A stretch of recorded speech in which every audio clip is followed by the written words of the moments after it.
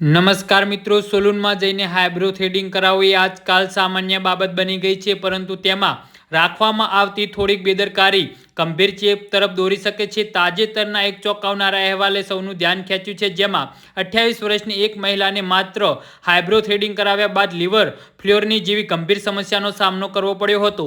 જી હા મિત્રો, અત્યારે હાલના સૌથી મોટા અને મહત્વના સમાચાર સામે આવી રહ્યા છે.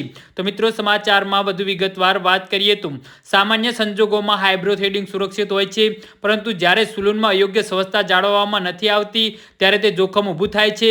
બહુવિધ ગ્રાહકો પર એક જ થ્રેડનો ઉપયોગ કરવો અથવા તો હાથ અને સાધનોને યોગ્ય રીતે સેનેટાઈઝ ન કરવાથી ગંભીર ચેપ ફેલાઈ શકે છે. જી હા મિત્રો, અત્યારે હાલના સૌથી મોટા અને મહત્વના સમાચાર સામે આવી રહ્યા છે.